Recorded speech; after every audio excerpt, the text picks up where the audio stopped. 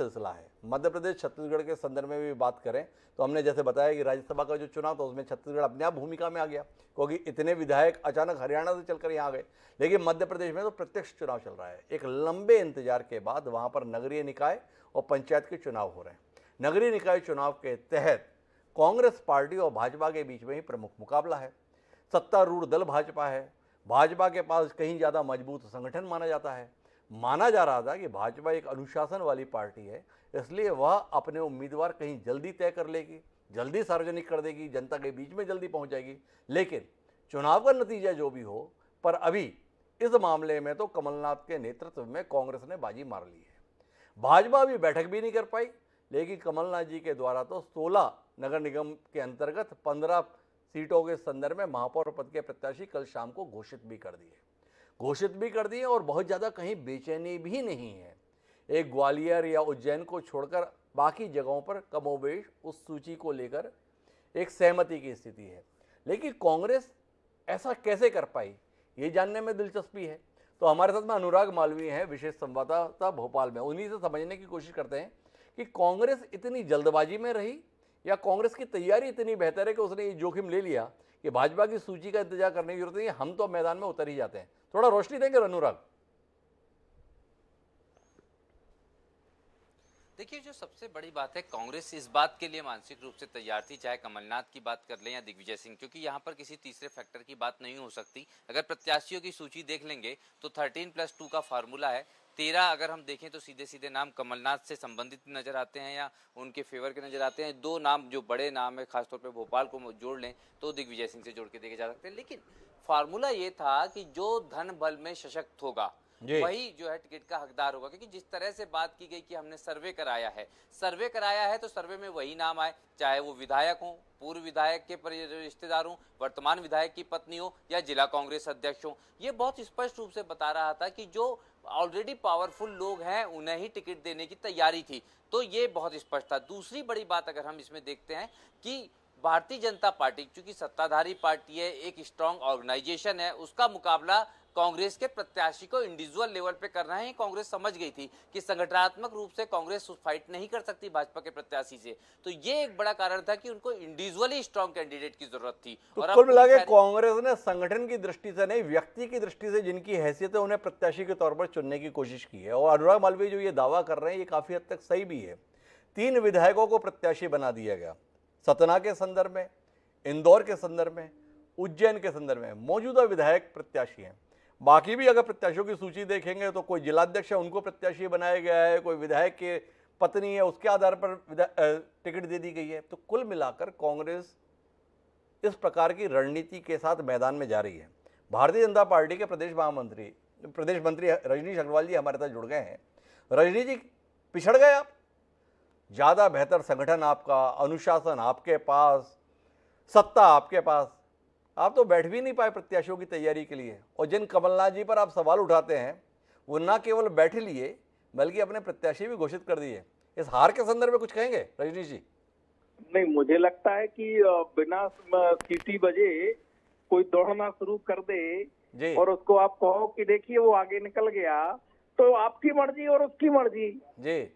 दौड़ तो सब शुरू होती है जब प्रत्याशियों का नामांकन की तिथि आ जाए और निकल जाए और हम प्रत्याशी ना कर पाए जी। भारतीय जनता पार्टी पहले भी चुनाव लड़ी है और समय पर प्रत्याशियों को घोषित किया है। कभी प्रत्याशियों को घोषित करने के मामले में हीला हवाली, लापरवाही, आपाधापी, उठापटक ऐसी कभी भाजपा में न रही है, न होने वाली है। समय पर हम तय कर देंगे प्रत्याशी, इसलिए बिना सीटी बजाए दौड़ में वो उन्होंने तय कर दिया। उनके पास था क्या जी? वो तो नाम आप और हम बहुत पहले से बता चुके कई शहरों के कि इनका ये प्रत्याशी, इनका ये प्रत्याशी, उसमें संभावना ही नहीं है। ठेके पर कांग्रेस को उन्होंने कुछ जो लंबरदार हैं उनको सौंप दिया।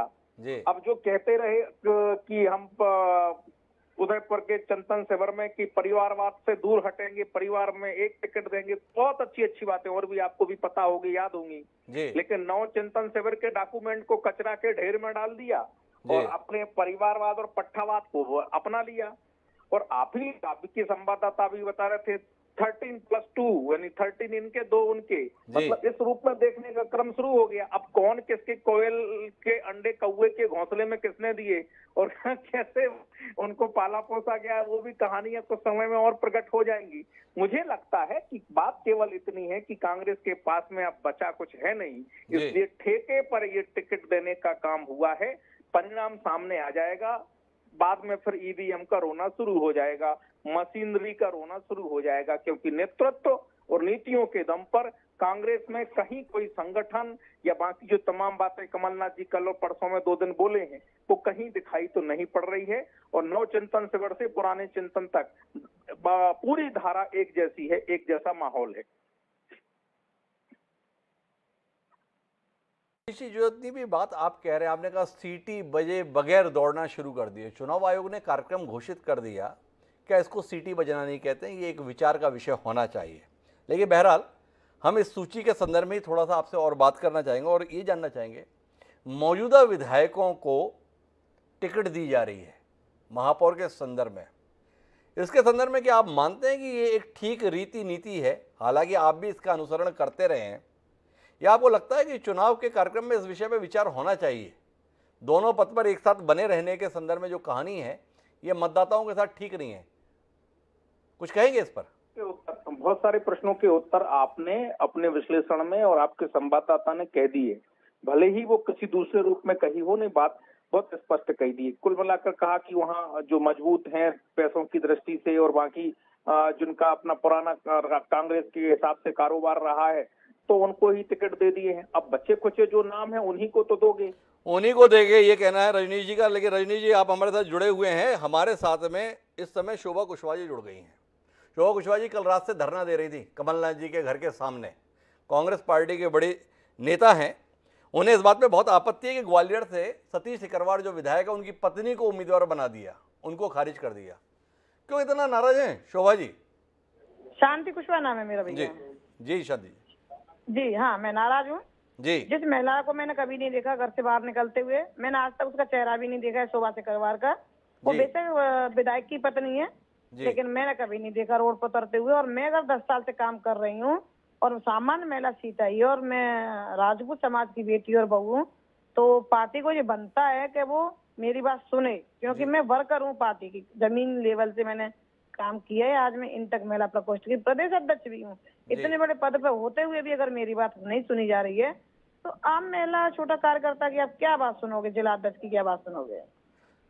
लेकिन मेरा आपसे जानने में है शांति जी, भाई एक तरफ टिकट मांग रहे थे सतीश सिकरवार जो आपके यहाँ के सम्मान्य विधायक है वो अपनी पत्नी के लिए, आपके यहाँ के जिलाध्यक्ष है देवेंद्र जी वो भी अपनी पत्नी के लिए टिकट मांग रहे थे। अब सारे अपनी पत्नी के लिए टिकट मांग रहे हैं तो उसके बीच में आप काहे के लिए खलल पैदा करने के लिए टिकट मांग रही हैं? ये सारे नेता अपनी पत्नियों को ही अगर प्रत्याशी बनाना चाहते हैं तो ऐसे में आपको इतनी बेचैनी क्यों है?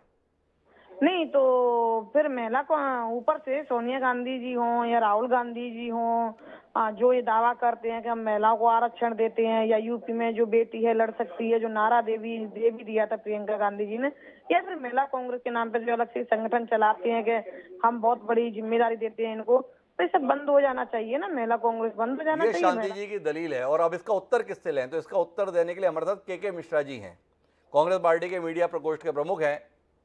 के जी, शांति कुशवाहा जी हमारे साथ है, कल से कमलनाथ जी के बंगले के सामने धरना दे रही हैं। बोले यही रह गया महिलाओं के सम्मान के नाम पे। प्रियंका गांधी जी बोलती थी लड़की हूँ लड़ सकती हूँ, वो साबित करके दिखा रही हैं। आप विधायक की पत्नी को ही टिकट देंगे महिला के लिए अगर आरक्षित हुई? यही है कांग्रेस के पास में चिंतन उदयपुर से निकलने के बाद? हिमांशु जी देखिएगा, माननीय कमलनाथ जी ने स्पष्ट कर दिया था कि 17 सालों से हम लोग विपक्ष में हैं जी, हमें मजबूत और जिताऊ उम्मीदवार चाहिए जी। और चूंकि ग्वालियर में जहाँ की हमारी बहन जी कल धरने पर बैठ गई थी जी, उस ग्वालियर में महिला को ही टिकट देना है जी, तो उस सर्वे में हमारे समक्ष जो नाम आया है पार्टी ने उसे टिकट दिया है जी। मांगने वाली कतार में, टिकट मांगने वाली कतार में 100 लोग अभिलाषी होते हैं, मिलना एक को है। इन बहन जी का दर्द स्वाभाविक है, मगर आज पार्टी को पहले अपनी प्रतिष्ठा और अपनी जीत सुनिश्चित करनी है।